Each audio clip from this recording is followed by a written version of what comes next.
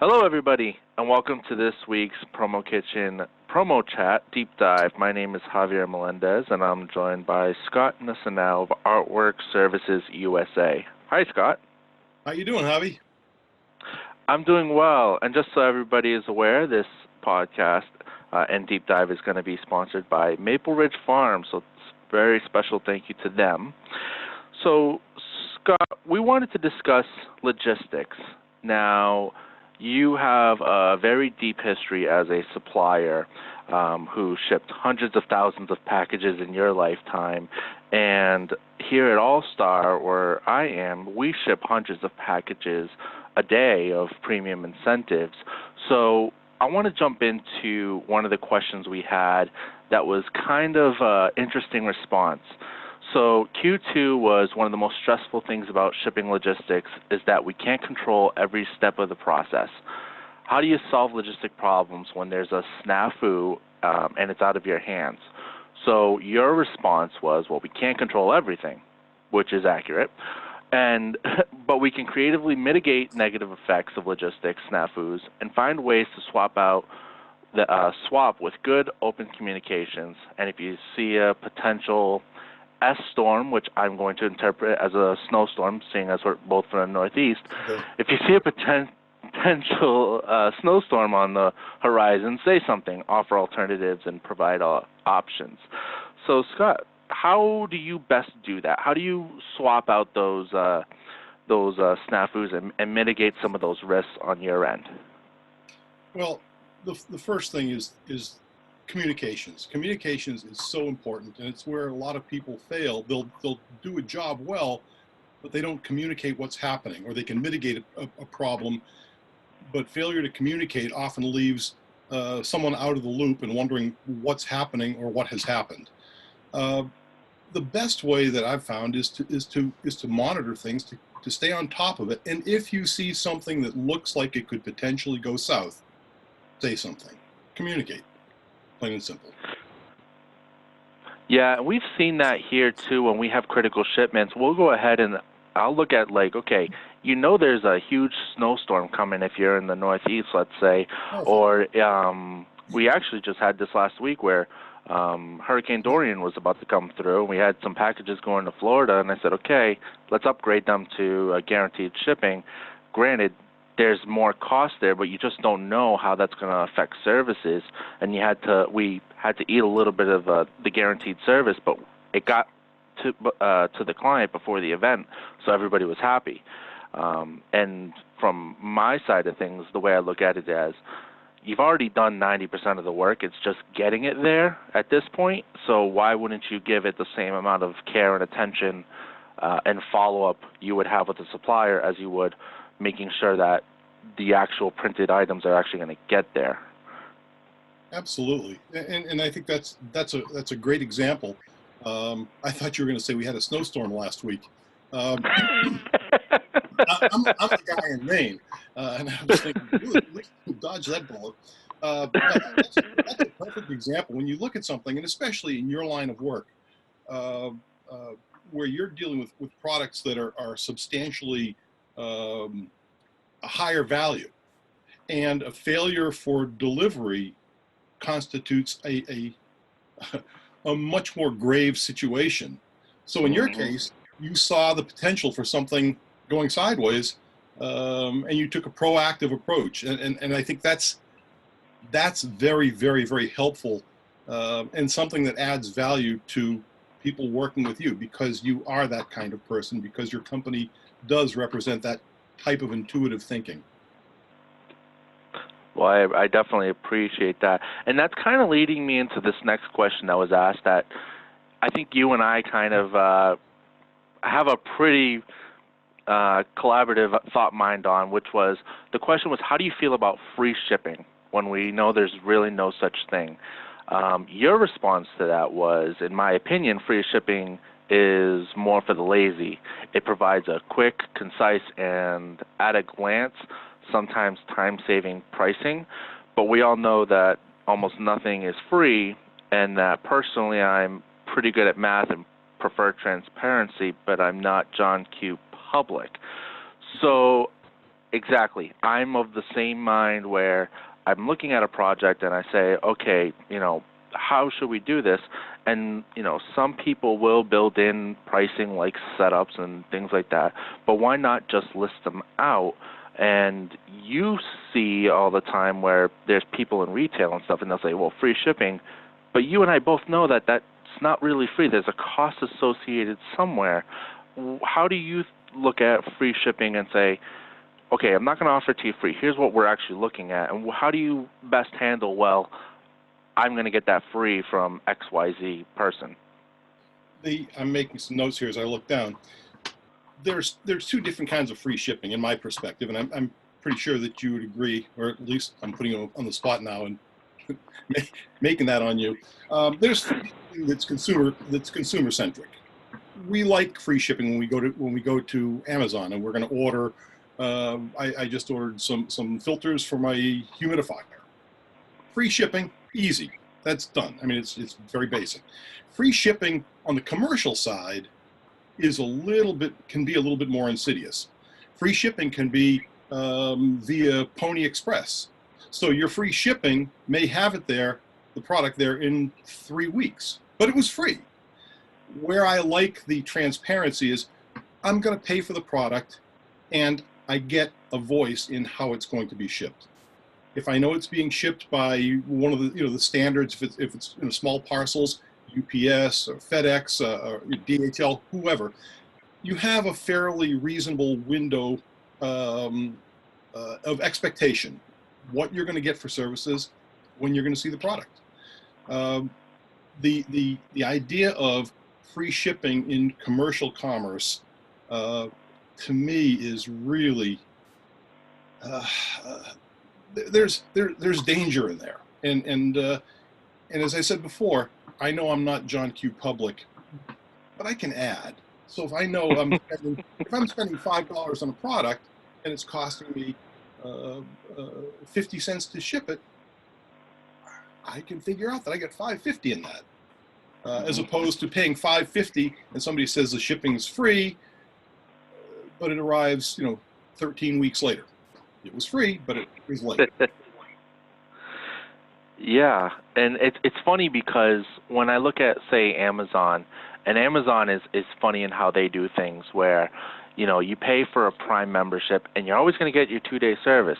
But yet if you pick the ground shipping, which will take an extra week, all of a sudden you get a $1 reward for picking ground shipping. Now we know ground shipping is cheaper for them because they can send it via post office or whatnot.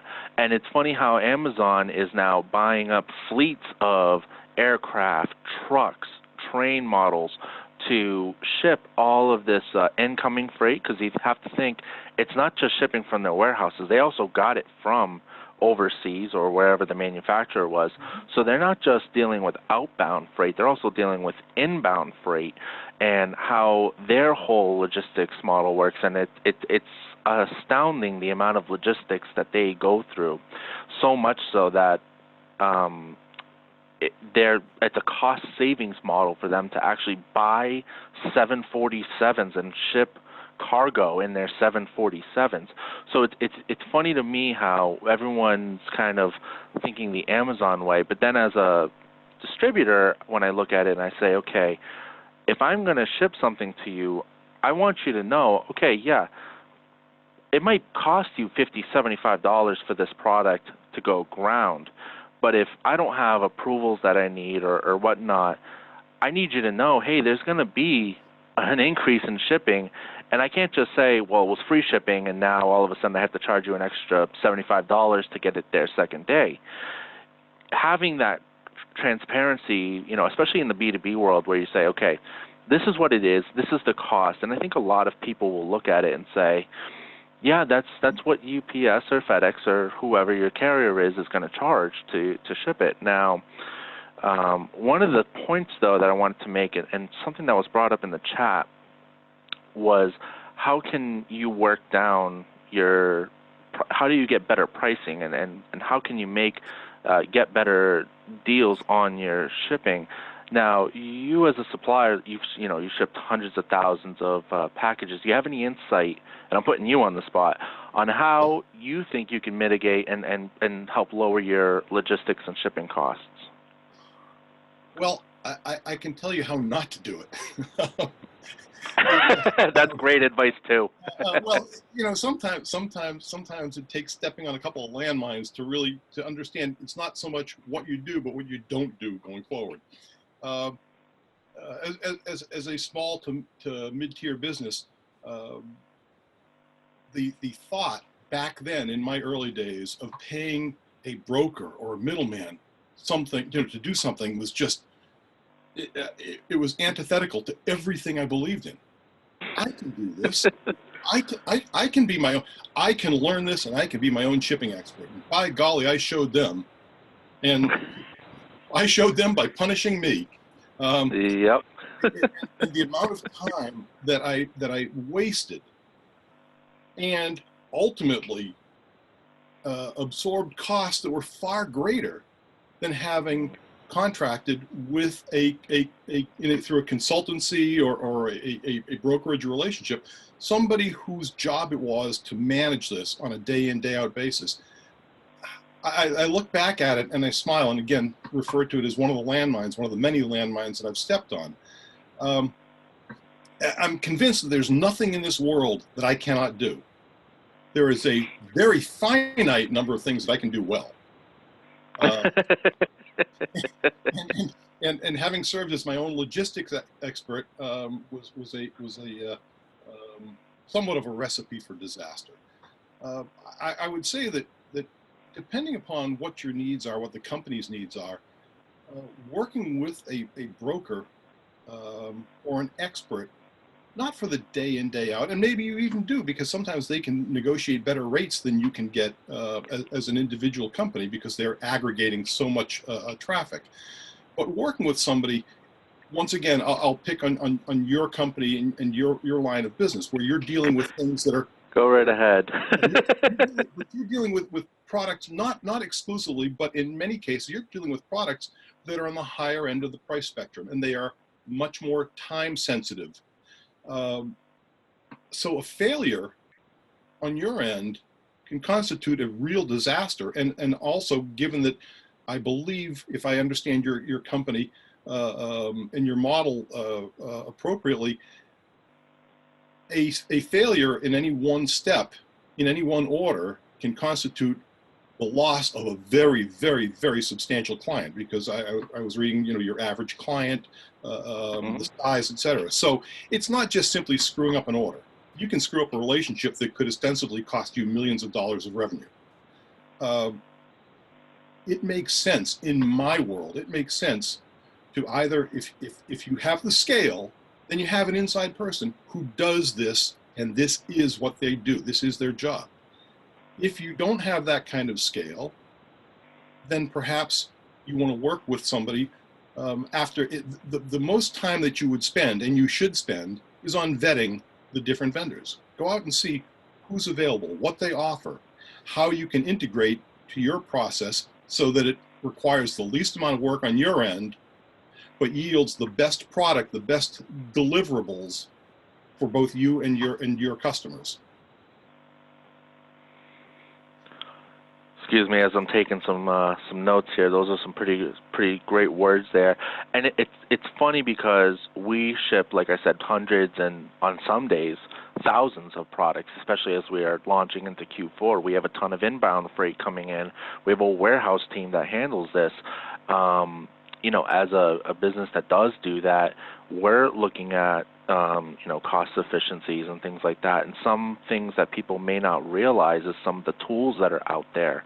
One of the tools that I don't think a lot of people realize is when you have a client who wants to do like a drop ship to home program, you could do a last mile delivery service through some of these big carriers. And a last mile delivery service, for instance, we have a program where we're going to be shipping out 10,000 bags to individual homes for one of our clients, and these are promo bags, but it's a surprise campaign. These people are not expecting it, but yet we still need to make sure that items are getting to these people and have accountability.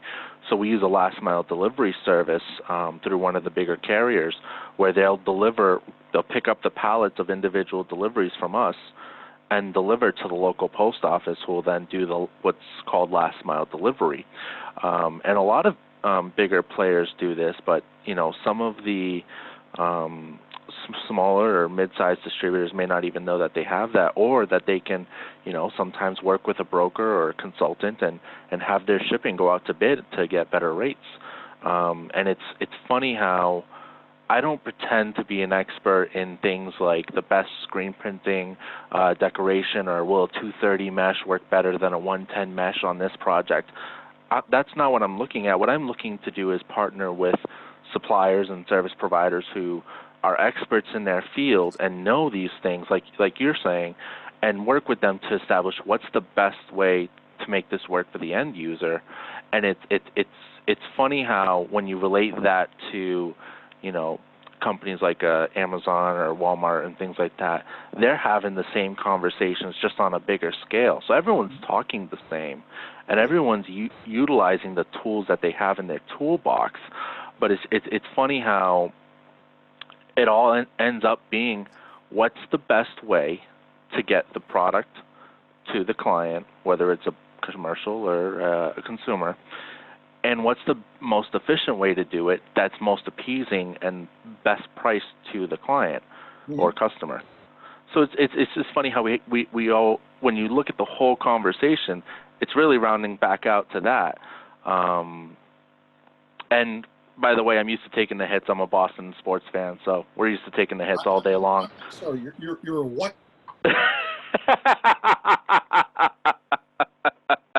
I wasn't going to break it out, but okay. You went there. Well, awesome. Scott, I think this has been a great conversation, and I really appreciate you jumping down on here with me. And again, special thanks to our friends at Maple Ridge Farms for sponsoring the deep dive here. And we'll be definitely talking here in the next promo chat. Great being here with you, Javi. Have a great day. And go Patriots. Go Patriots. All right. Have a good day. Thank you. You too. Bye-bye.